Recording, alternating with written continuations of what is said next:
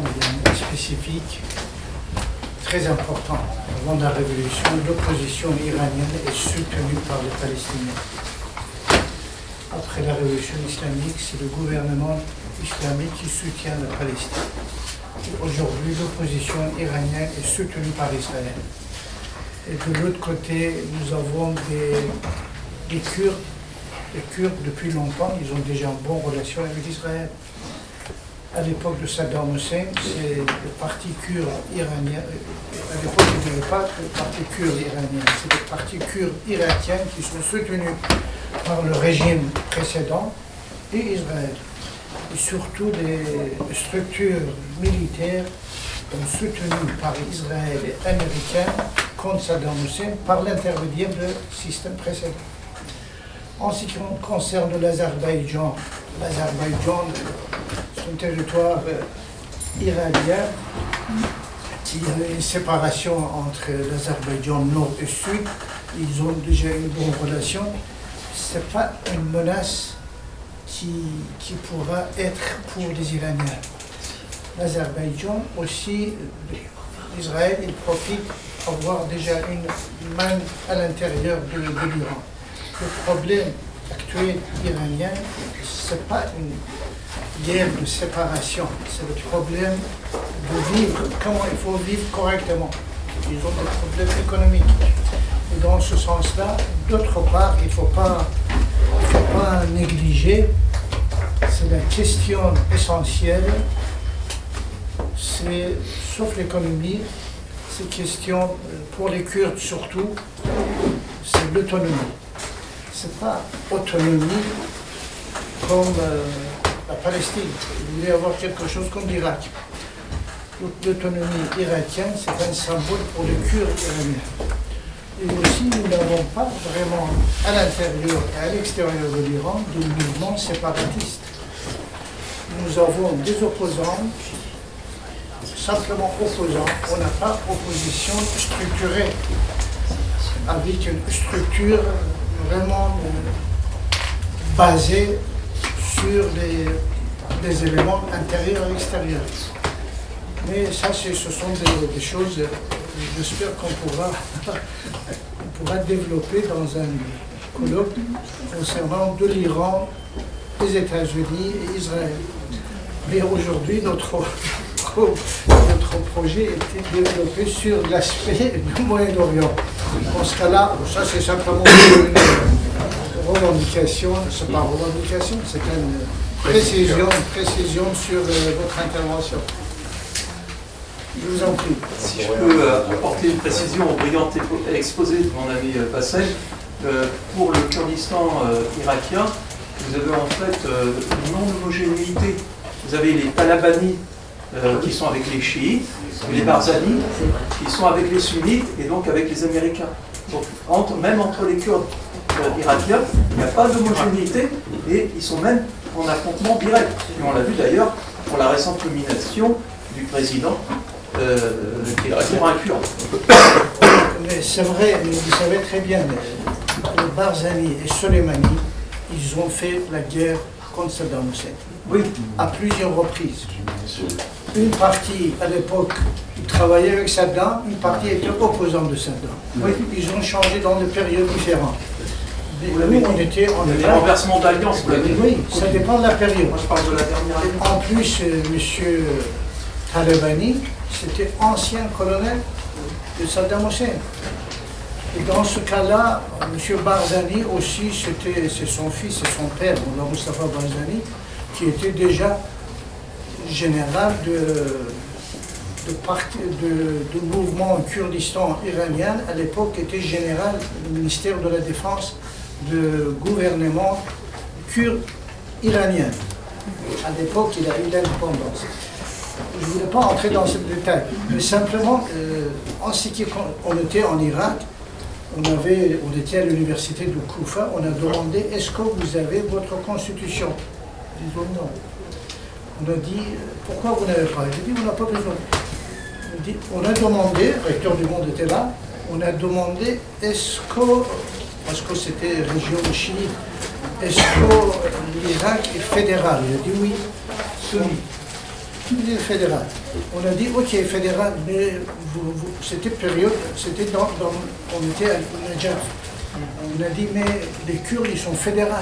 Il a dit, les Kurdes, ils ont l'habitude, depuis longtemps, ils ont fait la guerre pour avoir le fédéralisme, l'autonomie. Mais nous, on n'a pas besoin. Nous, simplement, nous sommes à l'intérieur du système et on défend l'indépendance de l'Irak. Pour eux, pour les Irakiens, avoir l'autonomie, c'est une séparation.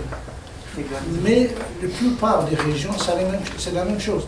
Mais simplement, pour le Kurdistan, c'est un élément traditionnel qui existait depuis longtemps. Et c'est pour ça déjà, ils sont déjà... Parce qu'eux-mêmes, en ce qui concerne le Kurdes iranien, ils pensent eux-mêmes, ils sont plus iraniens que les Iraniens. Puisque d'origine, c'est le Med. Le Med, c'est avant les Achaménides. Dans ce cas-là, pour eux, ce n'est pas une question de séparation. Pour eux, c'est quelqu'un qui habite à Téhéran, ce n'est pas la peine qu'il vienne faire des services au Kurdistan. Il dit, nous voulons gérer notre territoire avec nos enfants. Voilà. Vous ne voulez pas entrer dans les détails, parce que c'est très long. Le système Baloutchistan, la même chose. Le Khouzestan, territoire arabisme, la même chose. Saddam Hussein, il avait déjà développé un territoire Arabistan pour c'est là où il y a le voilà, dissidence, ça n'a pas marché au Kurdistan. Non, c'est-à-dire il y a déjà traditionnellement, et ça c'est question de arabo-persique, tout ça, ce sont des éléments de partis. C'était à l'époque de Saddam Hussein. Pourquoi à l'époque de Saddam Hussein? Puisqu'à l'époque, le gouvernement iranien était le seul allié d'Israël dans la région. Les pays arabes, tous les pays arabes, ils ont eu des relations avec l'ex-URSS. L'Iran, il y avait une relation avec les Américains. Et l'Iran Gate. L'Iran Gate, il est devenu et dans ce cas-là, c'est pour provoquer à tout prix la séparation, les mouvements séparatistes, le Khouzestan, le Kurdistan, Azerbaïdjan. Ça, c'est un fruit qui existait depuis longtemps. Bon. Peut-être. Posez-lui à lui. C'est à vous que je vais poser une question, mais avant une petite précision. Pour le blocus, encore une fois, uniquement c'est un acte de guerre. Et il y a deux exemples fameux, récents depuis la Seconde Guerre mondiale. Lors de la crise des missiles de 62, missiles atomiques à Cuba soviétique, le président Kennedy a bien utilisé, non pas le mot de blocus, qui était une guerre, ou en tout cas un facteur belligène contre l'Union soviétique, il a utilisé le terme de quarantaine, qui est le même de quarantine. Oui, mais blocus, ça veut dire aussi bloquer tout. Ouais, donc c'était pas un blocus. Non, c'était une quarantaine. Et ouais. Certains bateaux pouvaient passer autour, à travers la couronne navale américaine. Et je rebondis sur ce que vous dites, c'est très important. Le deuxième exemple, c'est l'Irak qui envahit le 2 août 90 le Koweït et qui l'annexe le 15 août. C'est l'annexion du Koweït qui est importante juridiquement et pas l'occupation de totalité du Koweït, c'est l'annexion, et qui fait disparaître un État membre de l'ONU. Et même l'Union soviétique, à l'époque, a condamné évidemment l'allié irakien. Eh bien, pendant la mise en œuvre des embargos contre l'Irak, il y a eu des embargos relativement complets, mais à aucun moment donné c'était un blocus, puisque un certain nombre de camions passaient d'Irak en Jordanie et je ne sais plus où ailleurs pour les biens de première nécessité. Donc ça c'est un point aussi. Pourquoi employer le mot de blocus pour cette histoire de Détroit? Mais maintenant il a fait Flores, il est utilisé par les médias, c'est très difficile de le modifier, mais il est utilisé à tort. Quel mot faudrait-il utiliser? Moi je pense qu'il faudrait utiliser blocage ou quelque chose qui minore l'aspect juridique. Parce qu'un blocus, c'est l'étranglement. C'est-à-dire que vous étranglez un pays, vous payez des biens de Le première. fait que blocus soit un acte de guerre, c'est quel article? Ah, ça, je l'ai plus ça en tête. Mais ça, c'est facile à voir dans les conventions. Et une question au docteur Larrey, c'était intéressant. C'était très intéressant aussi pour le docteur Bugic sur les fins eschatologiques, c'est-à-dire la relation des fins dernières de l'homme et le fait que les civilisations, en grande partie asiatiques, mais spécifiquement iraniennes comme indiennes ou autres, ont une vision circulaire de la destinée de l'homme sur Terre, et c'est un voyage à plusieurs cercles. Tandis que chez nous, en tout cas dans notre culture chrétienne, on naît du verbe naître, on vit et on meurt. C'est accusé à un coup devant la finalité de l'homme sur Terre. C'est complètement différent, c'est pas la même notion non seulement du temps, mais de la durée. Alors, juste une question pour vous. Apparemment, et Dieu merci, il n'y aura pas démantèlement de l'Iran, qui eût été peut-être un scénario parmi d'autres. C'était mon 8e. C'était votre 8e. Excusez-moi de ne pas les avoir tous lus. Et alors, il y a quand même s'il y avait eu un risque de démantèlement, ce qui eût été tragique. Sur le long terme, pas à court terme. Oui, mais sur le long terme. Oui. Il y a quand même 2 pays autour de l'Iran, Pakistan et Turquie, qui n'ont aucun intérêt de démanteler l'Iran pour des raisons intérieures à eux. Et vous avez un 3e pays qui n'y aurait pas intérêt, même s'il n'a pas l'importance géopolitique du Pakistan et de la Turquie, c'est l'Arabie Saoudite, qui dans la région d'Assa, c'est-à-dire la région pétrolière du nord-est de l'Iran, c'est chiite. Et alors là, c'est pas dans l'intérêt de l'Arabie Saoudite de remuer cette question de la province de l'Assa. Exactement, mais... Donc si vous voulez, à long terme, il faut espérer en tout cas, bien sûr, mais... il faut espérer que l'Iran conservera son entièreté. Malheureusement, avec les dynamiques de manipulation, parfois on peut voir qui aurait pu dire que la Syrie des Druzes syriens serait alliée aux Israéliens aujourd'hui. Et reçu dans le bureau ovale. Voilà. Alors que le nationalisme syrien est né en grande partie chez les Druzes. Je sais, chez les... Les Druzes. Parfois, il y a des dynamiques malheureusement sur le long terme qui peuvent provoquer des... Donc, bien sûr, c'est un scénario qu'on ne souhaite pas pour l'Iran. Surtout pour le Khuzestan, tu as raison. Donc, oui, alors moi je suis allé autrefois sous Saddam dans le Kurdistan irakien, et on en parlait à déjeuner. Ils étaient assez. L'Irak, paradoxalement, malgré la nature du régime de Saddam, et parce que c'était un régime minoritaire sunnite, dans un océan quand même aux 2 tiers chiites, l'Irak, les minorités s'entraident, comme d'habitude, mais les Kurdes d'Irak n'étaient pas les plus maltraités comme minorité, et il y avait, sauf erreur, je cite de mémoire, depuis 1974, un régime d'autonomie, y compris linguistique. Donc, paradoxalement, avec des hauts et des bas. Avec des hauts et des bas, bien sûr. Et moi, j'ai vu le moment où c'était un haut. Mais cela dit, avec des hauts et des bas. Et ce que vous avez tous dit, c'est que les Kurdes n'ont aucune... On se sont alliés avec tout le monde à front renversé, et notamment avec l'État d'en face qui lui-même accordait les Kurdes, qui le réprimait. C'est une constante de la question kurde, depuis toujours. Enfin, depuis au moins le XXe siècle. Donc c'est une question insoluble. La question kurde sur les 4 pays. Syrie, Irak, Iran et... Oui, il faut l'avoir en globalité, je pense. Le président a très bien résumé. Mais c'est un État dans l'État pour les Kurdes irakiens. Ils n'ont pas besoin de leur indépendance. Ils ont déjà leur autonomie. Puisque déjà, si vous vous souvenez, il y a 3-4 ans, c'est M. Barzani, il avait déjà lancé un référendum pour l'indépendance. Oui, mais... Et la demande a été rejetée par eux-mêmes. 95% des Kurdes avaient voté pour l'indépendance. Ils discutent avec Massoud, voilà, tout à fait. avec tous, et en fait, ils ne veulent pas. Il y a le problème que les Kurdes renvoient aux autres minorités, communautés dans le pays. C'était allié avec les Américains, ils seraient vus comme des traîtres, entre guillemets, par les Azéris, par d'autres communautés. Les Kurdes turcs. Donc ça leur va très bien, la situation actuelle. Le docteur Larège parle d'une stratégie à long terme des États-Unis, parce qu'il y a eu des précédents. Si vous vous rappelez, lors de l'administration Bush néoconservatrice, ils ont élaboré un plan, ils ont essayé de l'appliquer. C'était le Greatest, the plan of the Great Middle East Initiative. Le Grand Moyen-Orient, c'était écrit sur moi, le plan de générer en fait une forme de balkanisation du Moyen-Orient. Après, il y a eu des plans plus opérationnels, le plan Mouche, qui était beaucoup plus israélien, mais il y a en fait une théorie de Condoleezza Rice du chaos constructif.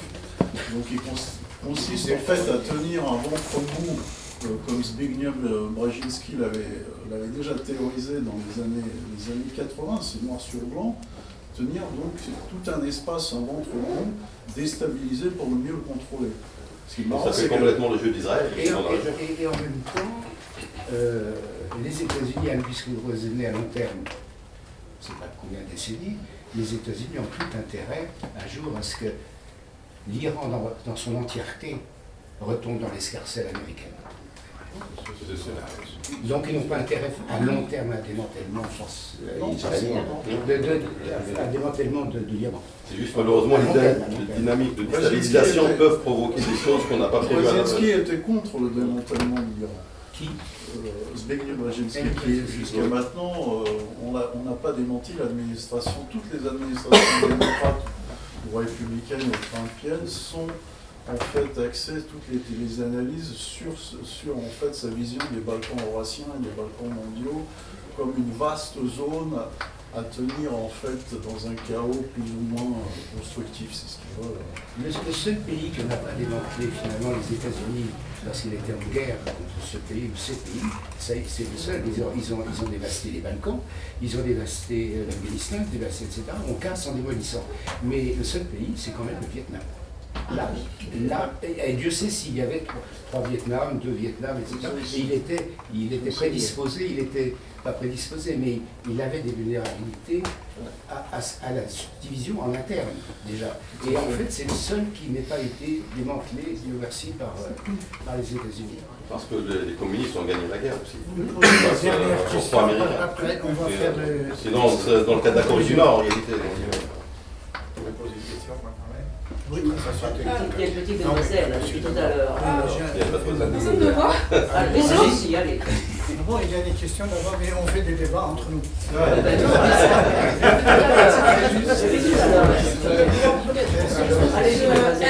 Allez-y, du coup, votre modèle. Prenez le micro.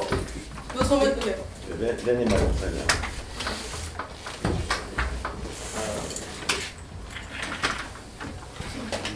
Bonjour, je m'appelle Maëva Dacosta. Dans quelques semaines, je serai chargée de mission à l'ambassade de France à Djibouti.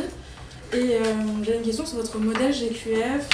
Vous intégrez un pilier culturel et épistémique, mais comment mesurer concrètement son impact dans des contextes où les flux éducatifs deviennent eux-mêmes des instruments de compétition géopolitique?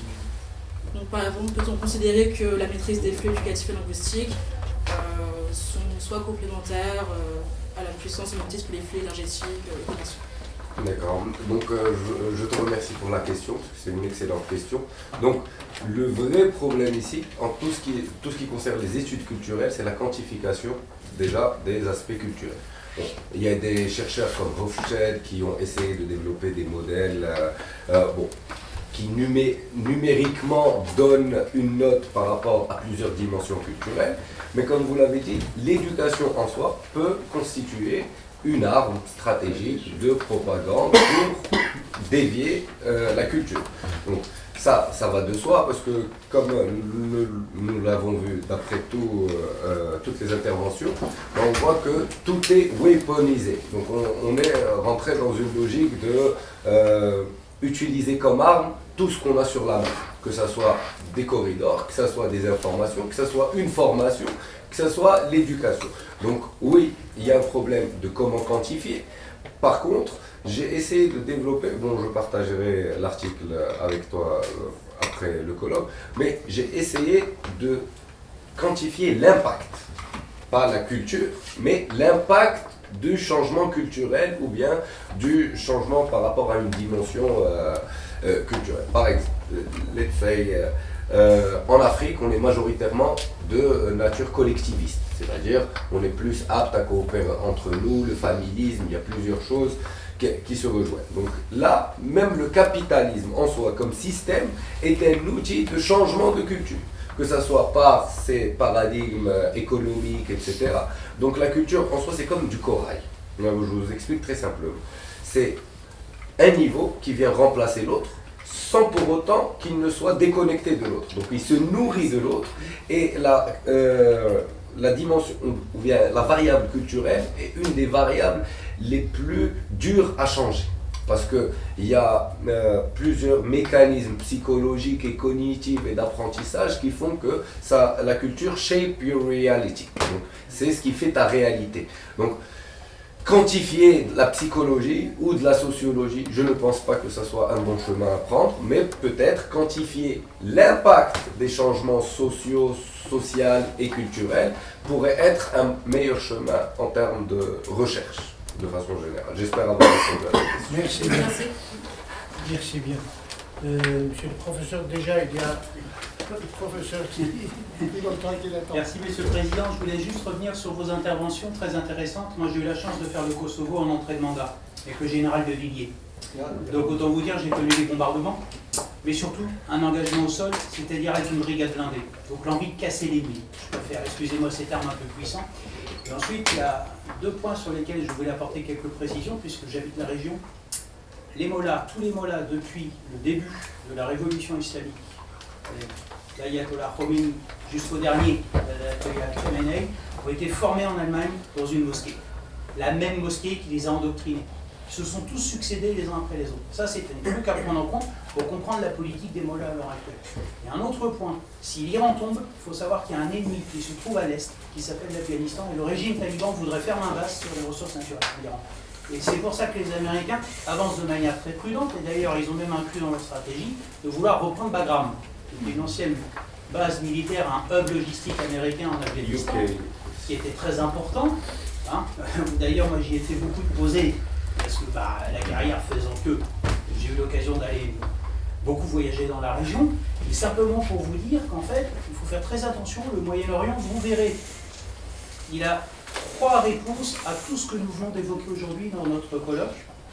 La réversibilité, le changement d'alliance et la volatilité sont les réponses de cette région aux immixtions étrangères. Et on a eu un exemple concret, notamment avec la famille Kushner qui a fait des accords complètement, les accords Abraham entre Israël et les Émirats, qui, rappelez-vous, dès le début de la guerre ont été remises en cause, puisque les partis en présence les ont considérés comme artificiels. Donc j'ai en tête, excusez-moi, cette phrase d'Hillary Clinton, surtout en sortir d'Afghanistan. Nous avons voulu imposer notre vision occidentale à ces civilisations millénaires, et voilà ce qui a été notre erreur. Voilà. Ça rejoint la culture, c'est quelque chose d'immuable. On ne peut pas juste venir et changer une culture. Lentement, ça change.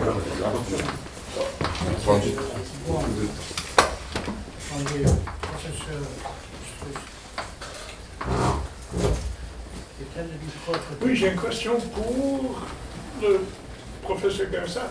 En fait,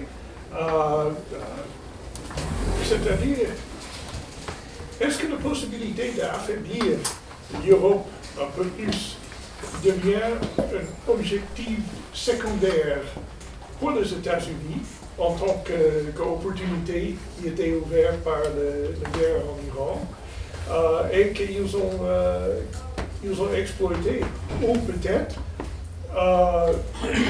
c'était même un objectif original qui peut expliquer le manque de préavis qui a effectivement forcé le pays européen de réagir sans le temps de coordonner une réponse unifiée avec la connaissance que la divergence va arriver. Alors, très rapidement, parce qu'il est tard, sur le long terme passé, je pense que les... Le micro. Pardon, excuse-moi. D'abord, le micro, vous pouvez l'éteindre, celui qui est à côté de vous, Stéphane. Sur le long terme passé, je pense que le contrôle Presarevic par rapport aux États-Unis. Les États-Unis ont toujours voulu une Europe forte économiquement, mais pas forte. Et unifiée. Mais pas forte. Oui. Politiquement. Oui. Bon. Et je pense qu'ils n'ont, à juste titre, ils n'ont jamais cru au fédéralisme européen, c'est-à-dire au traité de Maastricht, et à l'idée qu'à partir d'une Europe économique fondée sur le marché commun puis le marché unique, on allait faire une Europe politique. Je crois qu'ils voulaient une Europe forte économiquement, vassalisée politiquement, et certainement militairement aussi. Je pense qu'ils n'ont pas besoin d'affaiblir encore plus l'Europe aujourd'hui, quel que soit le régime en place. C'est pas par rapport à la présidence Trump, c'est par rapport aux différentes présidences passées. Ils n'ont pas besoin parce qu'elle est déjà assez affaiblie par elle-même. Je veux dire que ça, c'est inutile maintenant.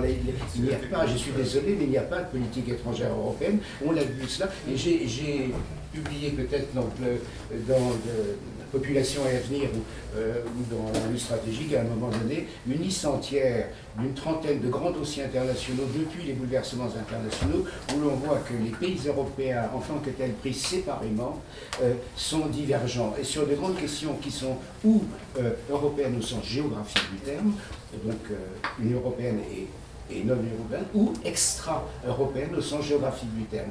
Et là, si vous voulez, pour les États-Unis, et encore plus malheureusement pour nous Européens, la messe est dite en ce qui concerne la construction européenne politique. Et je note une chose, c'est que puisqu'on parlait de l'Iran et de cette période entre le 28 février et le 8 avril, je remarque que, encore une fois, hors mandat et hors compétence, Madame Leyen, au titre de présidente du Conseil européen, a convoqué... Commission. Qu'est-ce que j'ai dit? Du Conseil. Ah, pardon, c'est du lapsus du Conseil de la Commission européenne, merci de me corriger. Elle a convoqué, sans prévenir les 27 pays, elle a convoqué les 26 autres commissaires en créant un conseil, pas un conseil de sécurité, un comité de sécurité. Si mes souvenirs sont, c'est comité de sécurité, non pas un conseil de sécurité. Alors, l'éventail des dossiers qui sont couverts par l'éventuel comité de sécurité sont extrêmement vastes. C'est à peu près tout ce qui concerne la politique étrangère, ce qui fait d'ailleurs une sorte de pied de nez aux institutions européennes que sont également le poste de représentant pour la politique étrangère et de sécurité et du président du Conseil européen qui est une sorte, excusez-moi, nous parlons entre nous, d'ectoplasme des institutions européennes, que ce soit d'ailleurs l'actuel ou les précédents. Le président Borrell avait été, vous savez, le seul à avoir dit un certain nombre de choses concernant le Proche-Orient, concernant la question israélo-palestinienne. Il était à la fois catalan et espagnol, et les Espagnols ont une sensibilité particulière, comme je parle comme les Grecs en Méditerranée, concernant la question israélo-palestinienne, qui encore une fois est l'origine et le nœud de tout ce qui s'est passé depuis 1948, parce que là, il y a vraiment encore une fois le déni de réalité d'Israël. Et j'ai un jour publiquement posé la question à un ambassadeur israélien à Paris, très francophone, très francophile et très, on va dire, modéré dans sa vision de la question israélo-palestinienne. Et je lui ai posé la question publiquement, mais monsieur l'ambassadeur, au fond, votre pire ennemi, et j'ai mis des guillemets dans la voix, votre pire ennemi, c'est quand même les États-Unis, en vous laissant faire tout ce que vous voulez faire. Et oui, il a sauté au plafond, mais bien entendu qu'il était d'accord avec moi. Non pas parce que j'étais d'accord avec moi-même, mais simplement parce que les États-Unis rendent depuis 1948 un très mauvais service à Israël dans la défense des intérêts israéliens. Et je suis très frappé par une chose, je l'ai souligné aussi récemment, c'est qu'Israël, à un moment donné, il y a 15 jours ou 3 semaines, était en train d'avoir 5 fronts militaires. C'est-à-dire Gaza, dont il occupe la moitié du territoire, à nouveau, avant c'était l'entièreté, la Cisjordanie, où il y a des milliers de morts, et où l'Union européenne elle-même a parlé du terrorisme des colons, en compagnie de l'Union européenne en tant qu'institution, en compagnie de 13 pays européens, dont 10 de l'Union européenne. Je peux développer l'affaire si vous voulez. Donc là, il y a un petit problème. Donc, deuxième front militaire, la Cisjordanie, territoire occupé. Troisième front militaire, le Golan, en partie occupé, mais surtout annexé par Israël depuis 1981, en Syrie, donc c'est un territoire syrien, je suis désolé.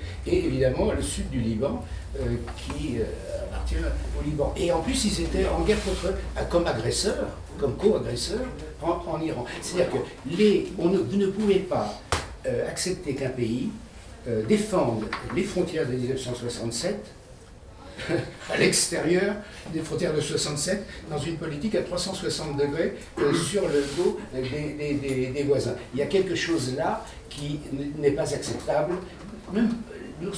C'est même pas dans l'intérêt d'Israël. C'est ça qui est le fond du problème. C'est même pas dans l'intérêt d'Israël. Je ne suis pas le premier à le dire. Il y a 25 ans, rappelez-vous, les grands patrons des services intérieurs, Shin Bet, extérieurs et autres, israéliens, à la télévision, il y avait un grand dossier à la télévision, ont tous dit, notre intérêt, c'est qu'il y ait un État palestinien.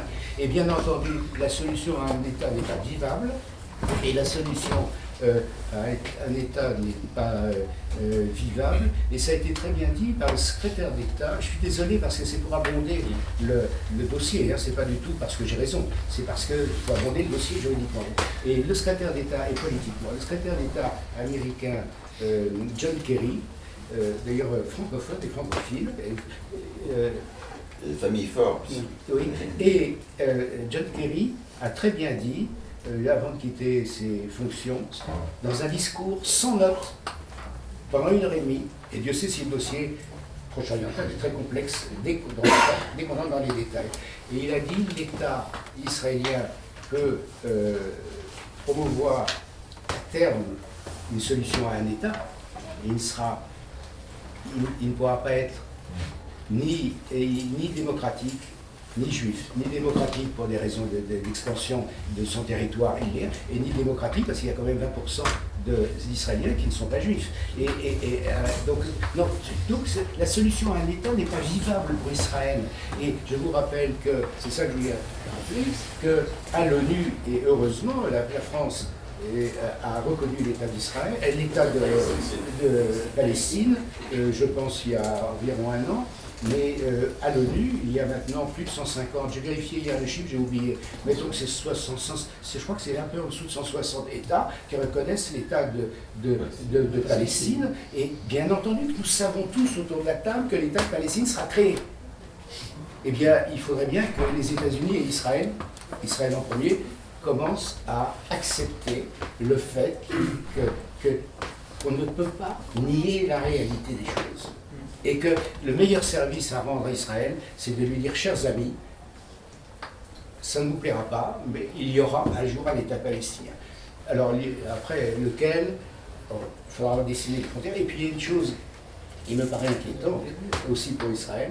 J'en parle un petit peu avec vous parce que ça fait 40 ans que je m'occupe pas seulement de cette question-là, et c'est épuisant. Et c'est vraiment épuisant parce que la politique de la force ne mène à rien. Il aura un moment où, faites attention, ça prendra des années, et il y a un risque pour Israël interne, c'est que les colons, qui sont peut-être j'ai oublié le terme, 600, le chiffre 600 000, 700 000, à un moment donné, quand on leur dira, après avoir redessiné la commun d'accord et pacifiquement les frontières, on pourra leur dire, vous savez, c'est un pays où on retourner à la maison. Et le risque sera, je suis un oiseau de mauvaise augure et j'espère que ça ne se passera pas comme ça, mais qu'il y aura une forme d'OAS, pour ceux qui connaissent l'histoire de France, avec une sorte de mouvement séditieux Algérie française, et alors là, Israël comprendra, parce que cette politique de colonisation et d'apartheid se retournera à la longue. Et je me rappelle, j'étais en Afrique du Sud au moment de la fin de l'apartheid, je me rappelle que quelques années auparavant, c'était en 1984, la fin de l'apartheid c'est 91, et les premières élections, un homme, une voix, c'est 94. Et c'était dès 84, donc 10 ans avant les premières élections, Botha, le président sud-africain, avait dit, c'était sa phrase mot pour mot, le régime d'apartheid, et ça résonne avec Israël, le régime d'apartheid est obsolète. Et il avait dit après, parce que les Afrikaners, les Sud-Africains sont quand même des gens très pragmatiques, il a dit, en plus, économiquement, ça ne fonctionne pas. Mais le politique américain... Bien, merci beaucoup. Merci de m'avoir développé mon scénario.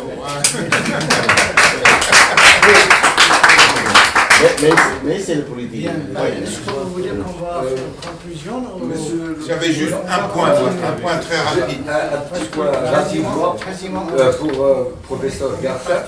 Moi je pense que la France et les Européens se sont ressaisis d'une schizophrénie, une forme de schizophrénie.